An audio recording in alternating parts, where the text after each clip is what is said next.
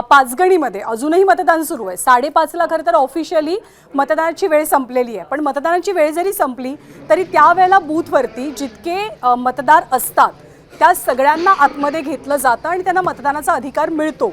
त्यामुळे पाचगणीचं चित्र सध्याचं असं आहे की पाचगणीमध्ये अजूनही मतदान सुरू आहे। प्रभाग क्रमांक 3 आणि 5 मध्ये मतदारांची गर्दी पाहायला मिळते। 7:30 वाजून गेले तरी सुद्धा